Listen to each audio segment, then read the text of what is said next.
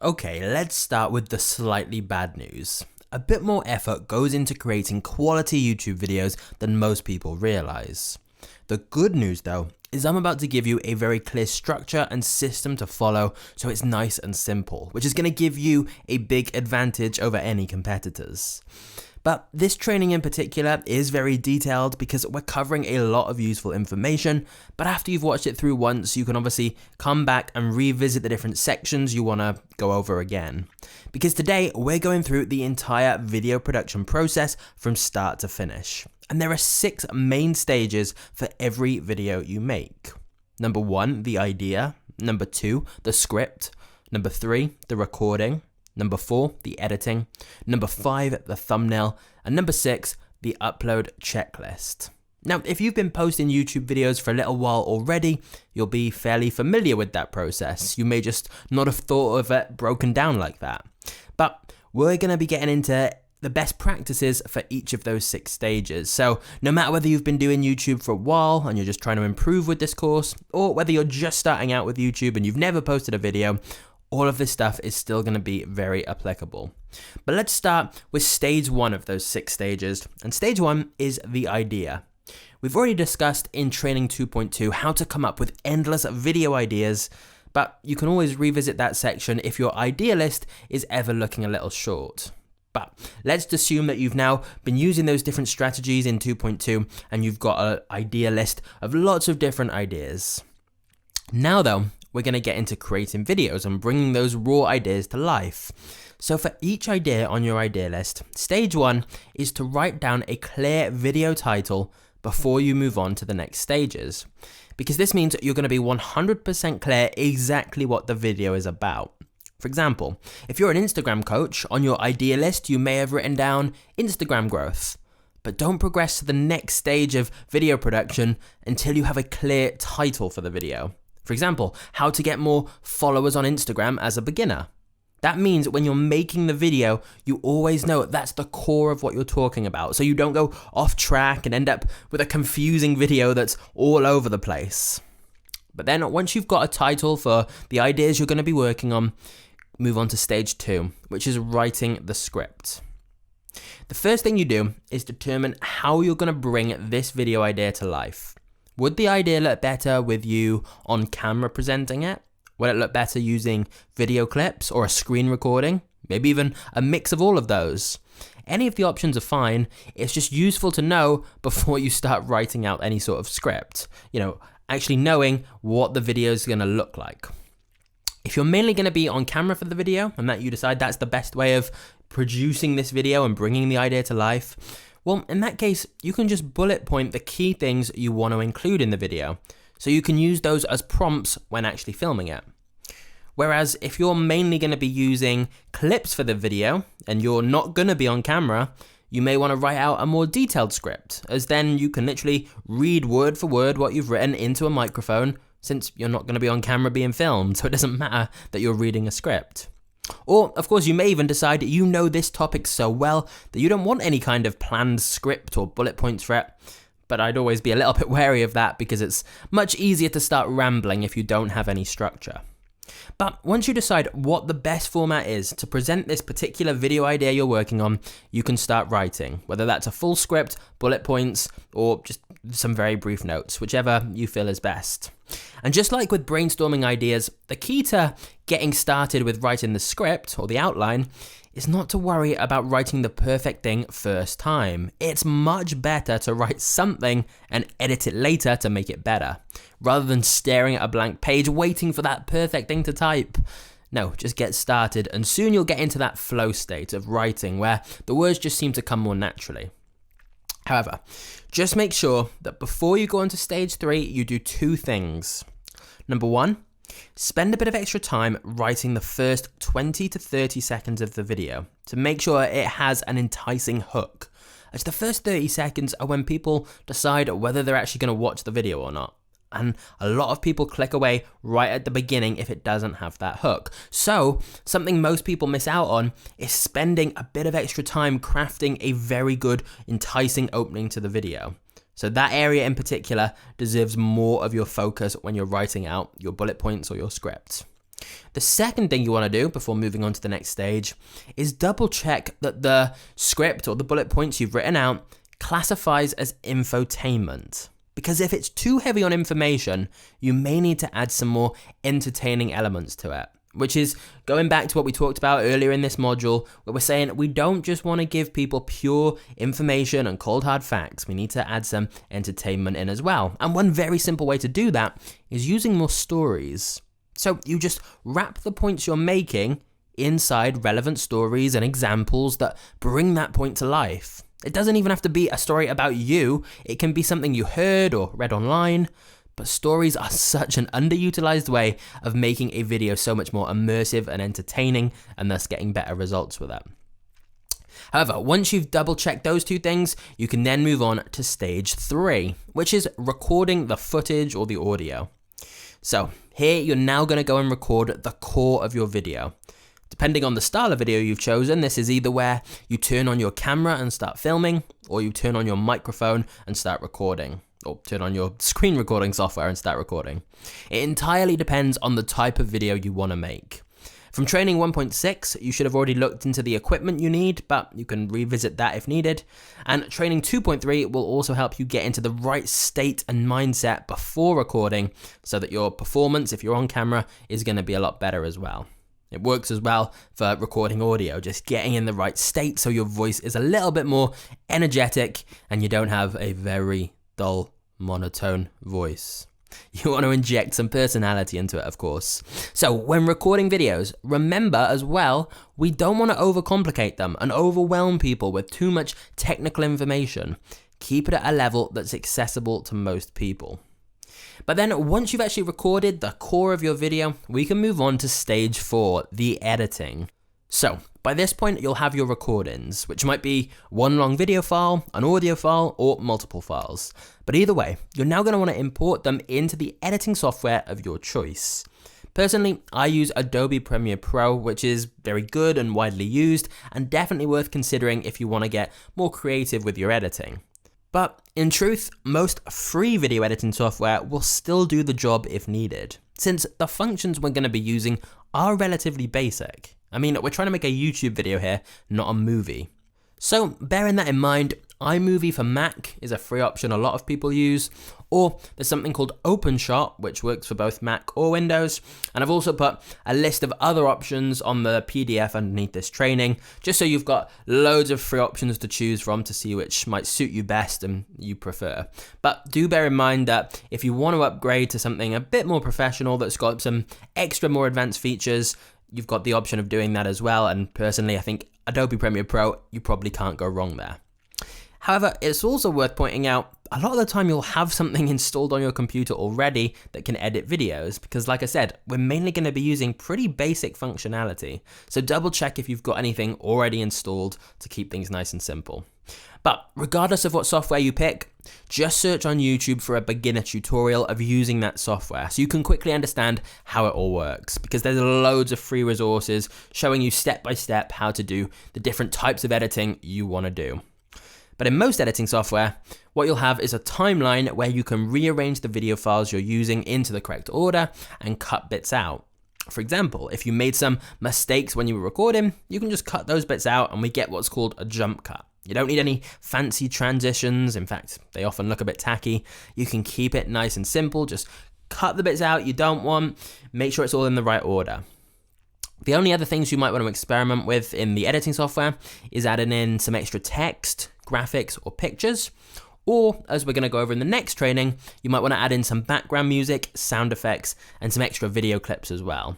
All of those things can just help make the video more immersive, more entertaining, and just better quality overall. So we're going to be getting into that in the next training, but I would say right now the best thing you can do is just make sure you pick an editing software and get familiar with it. A final thing some people do in their editing software is add some sort of intro clip to the start of every video. You've probably seen them on YouTube, especially amongst sort of like gaming channels. You'll see an intro with their channel name that's at the start of every single video. And you definitely can do that if you keep it very short, but honestly, I think you're better off just getting straight into the actual content, so I wouldn't even worry about that. But then the next stage in every video you produce is stage 5, the custom thumbnail. Because now you've made a great video, we need to make sure people will actually click on it, and people look at the thumbnail more than the title now. So it's worth spending the extra time on the thumbnail in particular. Because the reality is, it doesn't matter how great the actual video is if nobody's clicking the thumbnail to watch it. So time spent getting the thumbnail right is always time well spent. Because then when you come to upload a video, YouTube will give you 3 random screenshots from your video to pick one of them as your thumbnail, or you can upload a file from your computer. And you should almost always do the latter option, because you're going to be able to create something far more enticing for people to click on if you actually design something with that purpose in mind, rather than just using the random screenshots that they generate for you. So almost always use a custom thumbnail and get into the habit of making one or getting someone to make one. And also a point to make here is that when I say custom thumbnail, every thumbnail should be unique to that specific video. Which may sound obvious, but I've seen some channels just have a very generic thumbnail template and they basically use the same thing for every video, just changing the words slightly. No, each one should be a good representation of your video that's enticing to click. So let's talk about how we can make it a bit more enticing to click. Personally, I've found that the best format is often just a very expressive face or an interesting picture that's relevant to the video, obviously, with a couple of words alongside it. Don't write multiple sentences on the thumbnail, because when it's shown at that small size, people aren't going to be able to read them, and they're not going to want to read them. They just want a couple of key words that gets to the point. So keep it really simple with the text. And also keep it very eye-catching with any graphics used and the background colors you pick. We want things that are bright, vibrant, and contrasting colors. And in training 3.1, we'll get into some more advanced tactics with the thumbnail. But the key thing is, you want to make sure every video has a custom thumbnail that's as enticing as possible to click on. But then we move on to the 6th and final stage, which is the upload checklist, which is a few things you should be doing for every video. And all of this checklist can be done from within the YouTube Studio. In fact, when you click on upload a video, it will kind of walk you through this process where you can do all of these things. So it's nice and simple, but it's worth making sure every single video you have completed this little checklist. So first thing, you want to upload the final exported video file that you've exported from your editing software, along with the matching custom thumbnail. So this is basically just the stuff you've just been doing in all these other 5 stages, just bringing that all together now, exporting them, and then uploading them to YouTube. And obviously make sure you export in at least 1080p HD file format. But then the second thing you want to do is add a title, description, and tags to the video. In the search engine optimization training we're going to get into in the next module, you'll learn the best way to do this, but just remember, you always want to add a complete title to your video so it can signal to YouTube what the video actually is. You want to add a description that's at least a couple of paragraphs, and you want to try and fill the entire tags box just by putting in everything that comes to mind that's relevant to the video, that kind of describes what it's about. You can do some longer tags where it's more an in-depth description of what the video is, or some shorter ones as well that more describe the genre of the video. Again, we'll get into the more specific training of that in the next module. But the third thing on the upload checklist you're going to do every video is add the video that you've just uploaded to any relevant playlists. Because playlists are a massively underutilized feature in my opinion. They allow you to group relevant videos you make together and make it really easy for people to binge watch your videos one after another, since playlists will autoplay the next video. And you can make as many playlists as you want, just title them something searchable, and then even people who are not finding your video in search, they can find your playlist in search. So it's another way of helping people discover your content. But also, creating playlists kind of signal to the YouTube algorithm that you're active. So it's a great idea to make an extra playlist on your channel if you've had a longer gap than normal between videos. It's just kind of signaling to the algorithm you're still creating. But the important thing here with the playlist is that as you add more and more videos to your channel, obviously it's going to be easier to create more and more playlists, to group them together in different ways. But even from the very beginning of your channel, just at least add 1 or 2 playlists. So when people click on the playlist tab on your channel, they can see you've actually put the effort in, and a few extra people might discover your content as a result of that. Fourth thing on the upload checklist, add some end cards that link to other relevant videos of yours. So rather than letting YouTube just decide whose videos to recommend right after people finish your video, well, why not decide yourself? Which you can do if you add end cards. You can either manually select a relevant video of yours, or you can let YouTube decide which video of yours is best for the viewer. But you should be doing this for every video, as it significantly increases the chances that the next video someone clicks on is another one of yours. Because if they're seeing the end cards, it means they've got to the end of your video. So you may as well show them another video of yours to click on, because that's going to increase the chance that they stay on your channel. So always add some end cards. There's no reason why you wouldn't.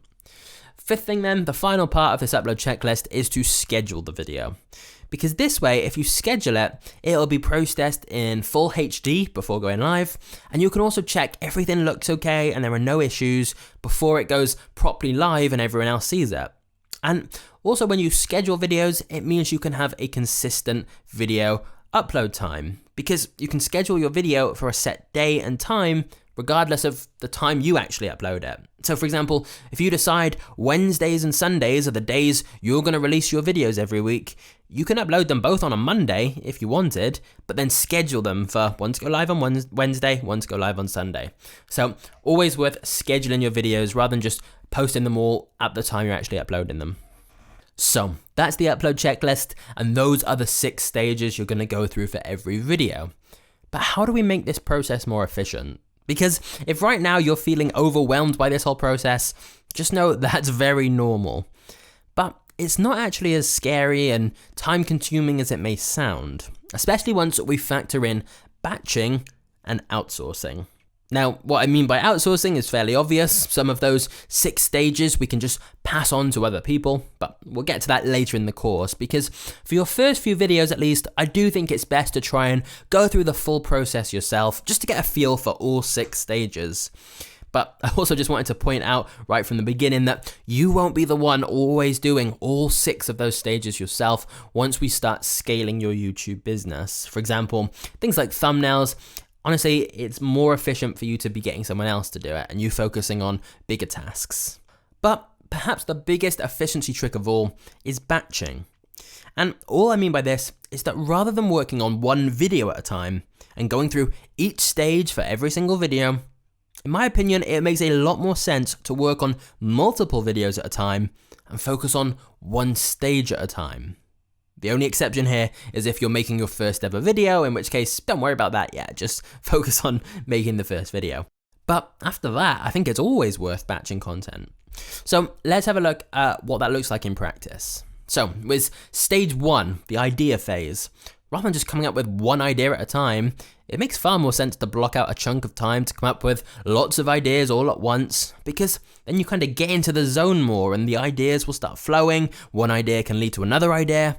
And you're already sat there with your idea list document open, so you may as well brainstorm lots of ideas all at once. You know, it can be a week worth of content, a month worth, it's your call.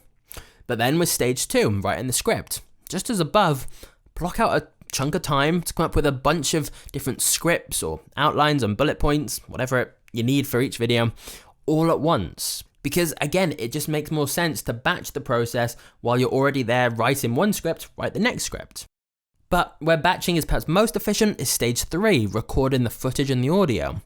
Rather than setting up all the equipment and then packing it away every single video, just film multiple videos all at once while it's already set up and whilst you're ready to film. Because this saves so much time, but it also tends to mean that you end up being better with your recordings, whether that's on camera or just on microphone recordings, because you get more into the zone, especially by your second recording. You're much less in your own head about it. You're just kind of getting on with it. And so, since motivation is temporary, when you have a surge of motivation of wanting to go and film some videos, never just film one, film several together while you're motivated to do so. And remember the state exercises from 2.3 to help with that as well. But the point is, the batching will make it much more efficient, whereas if you have to go and get out your camera, set it up on a tripod, get it on the right setting, position it right, every single video, you're going to be much less inclined to do it. Whereas if you had a whole afternoon blocked out for just filming videos, you can get a lot done all at once. So you get the idea with batching, hopefully, because it's the same thing for the remaining 3 stages as well. You know, if you were doing thumbnails, don't just do one at a time while you've already got the editing software open, do several at once. So the point is more efficient to focus on 1 stage at a time, not 1 video at a time.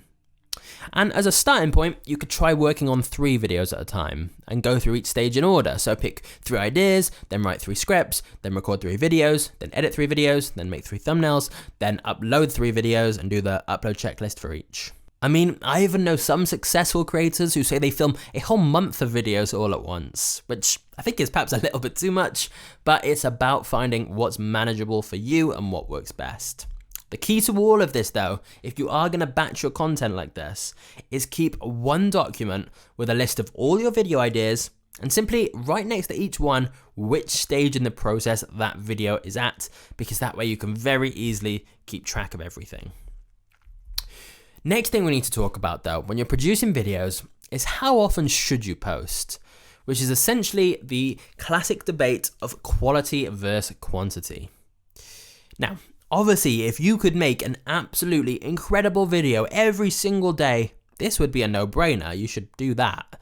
But you only have X amount of time per week to make videos. So should you pour more time into making 1 video, or spread that time between multiple videos? Well, there are pros and cons to both options, so let's talk this through to see what would suit you best. There is an argument for posting every day, or at least as close to that as you can get, because more videos equals more chances for the algorithm to push your content and get seen, and each video is essentially another entry into the algorithm lottery of videos that could go viral. So obviously having more videos is, generally speaking, a good thing. Of course, the problem is not as much effort is then going to go into each one. But having said that, you can still provide useful information in an entertaining way, even if it's quite a simple video. It doesn't always need to be really detailed editing, really fancy production value. It can be relatively simple and still be a high quality video in terms of the actual information and entertainment that the viewers get. On the other side of the argument though, is that if you post too much, if you're posting every day, it can almost feel like you're kind of churning content out, and so it becomes less special. For example, if the audience think, oh, there'll be another video the next day, they're more likely to skip videos or miss them entirely if they're not on YouTube every day. So, what's the right answer here? Well, the real truth is, I've seen people have success with both options. I've seen people go the high quantity route where they make daily videos that are less edited and researched, but because of the sheer volume of content they make, they have some hits and reach a wide audience by covering so many things. But on the flip side, I've seen people who post 1 really well-made video per week, and because it's so well put together, people watch it more and it gets promoted more and people keep coming back for more. What I would definitely say though, is you don't want to really post more than once a day. That's the maximum. Any more than that and you're going to overwhelm people way too much, and you'll definitely hit a point of diminishing returns, because the average views per video will drop a lot, because each video is kind of going to cannibalize the views of the other videos you have. On the other side though, you ideally don't want to post less than once a week. That should be the minimum.